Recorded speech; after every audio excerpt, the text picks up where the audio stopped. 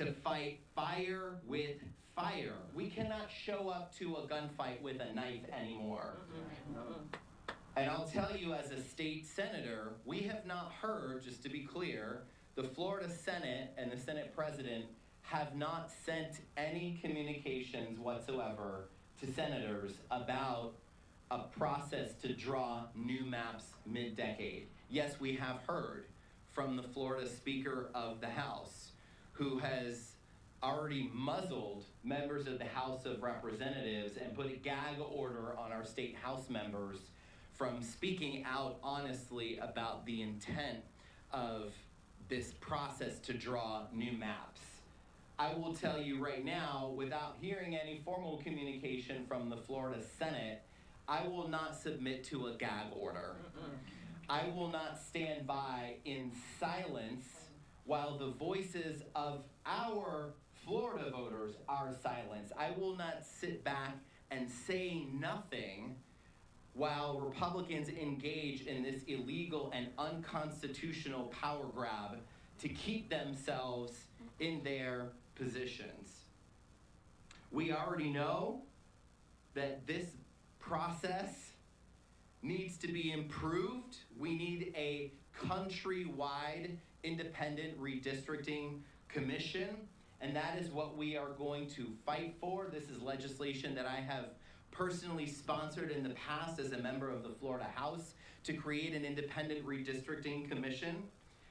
But in Florida, we may be limited on what lawmakers, Florida lawmakers in the legislature are able to do. We are inspired and we are grateful for what Texas state legislators have done. They have used their process, that's right. They have used the process afforded to them specifically in Texas to deny the Texas Republican majority a quorum so that they can't move forward with their power grab. Unfortunately, in the Florida legislature, we do not have the same tools that they have in Texas. Republicans have a supermajority in both the Florida House and the Florida Senate, and we do not have the numbers in either chamber, the Democrats, to be able to stop this process if it moves forward. But we will be fighting back, because these moves to draw new maps, to keep Republicans in power, they're undemocratic, they're wrong, and they're illegal. So with that, I would like to introduce our next speaker, Dr. Representative Anna V. Escamani. Thank you so much, Senator Smith, and I will not be repetitive. I first want to acknowledge Senator Smith mentioned the memo that we received as members of the Florida House. And this memo included the attempt to create a committee to visit this topic of redrawing mid-decade congressional maps of Florida. And it did include a gag order essentially saying that members of the legislature who have spoken out in the past or the present or the future about concerns regarding partisanship of the map drawing process would be disqualified from serving on this committee. I am here to disqualify myself. Because it is essential that we speak out on the rhetoric coming from President Trump, the rhetoric coming from other political leaders across this country who are 100% scared of their own voters, that instead of allowing a democratic process to persist, they're going to rig the system in their favor. Now, my parents immigrated from Iran to this country. This is not Iran. This is the United States of America. We take pride in our democracy. We take pride in the fact that we have competitive elections and that those who get the plurality are the ones who will serve in that capacity.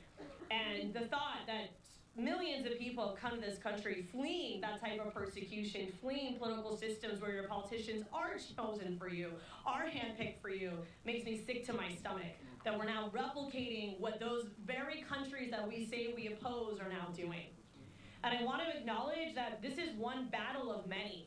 Obviously, a lot of the attention is of course falling on what's happening out in Texas, what could happen in Florida, what California is doing in response. But let's be clear, this morning, President Trump said he wants to end vote by mail. He wants to totally eliminate the ability for voters to cast a ballot by mail. He tweeted that out this morning. And then in addition, we know that Florida Republicans and Republicans across this country are trying to rewrite the U.S. Constitution.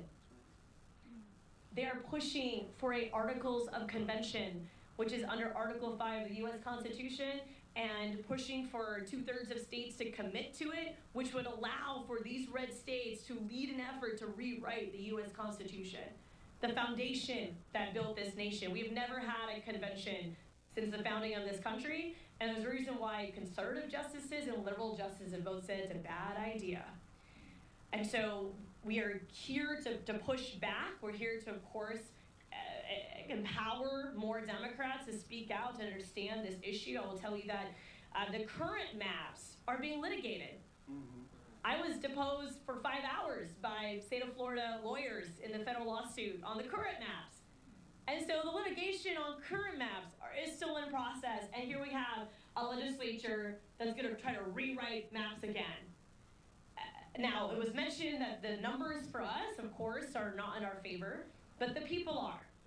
At the end of the day, regardless of political affiliation, there is consensus that you should have fair maps. And that passed Florida voters by 60% in 2010. And I remember being a college student at UCF, not just supporting that ballot initiative, but the following year testifying as a 20-year-old at Bob Carr against politicians who were back then drawing maps to benefit themselves. So this is a fight that many of us know, and it's a fight that many of us are willing to have, because we know how essential having fair, objective, and balanced maps are to the health, security, and future of this country, to ensure that working class Americans, that young people, that people of diverse backgrounds can have the opportunity to elect folks who represent them and their values, not be stuck with politicians who are handpicked by an elite few to serve the interests of large corporations and power-hungry politicians.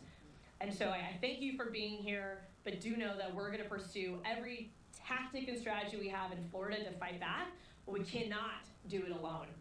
And so with that, I'm excited to introduce our next speaker, soon-to-be Senator, but that is Representative LaVon Bracy Davis.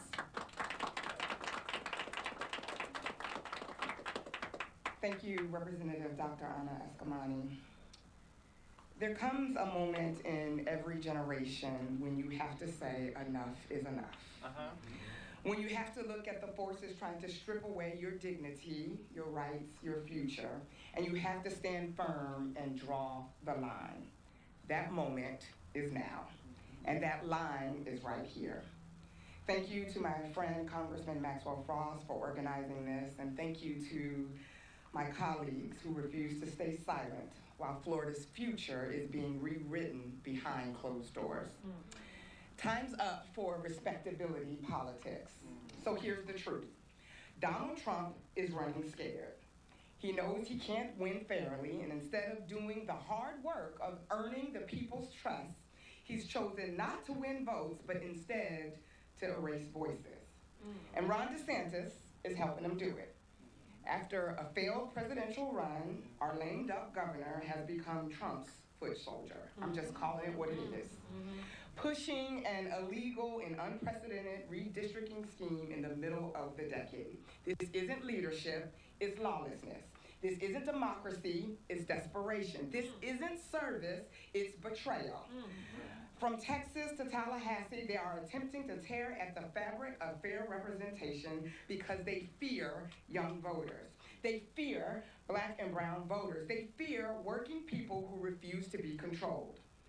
Florida is contemplating drawing gerrymandering lines on maps to divide us.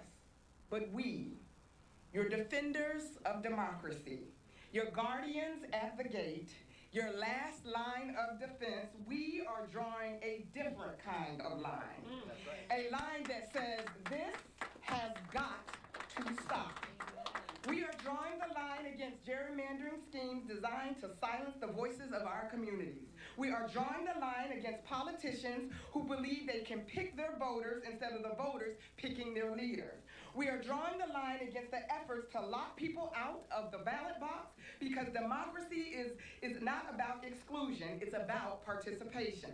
We are drawing the line on racism, on voter suppression, on politicians trading power for personal gain. Oh, and there's more. We are drawing the line on cruelty and cuts to Medicaid, since I got the mic. We are drawing the line on attacks against women, immigrants, black and brown and marginalized communities whose voices have been ignored for too long. Because when you rig the maps, you rig the elections. And when you rig the elections, you rob the people. But when the maps are fair, elections are fair. And when elections are fair, freedom thrives. So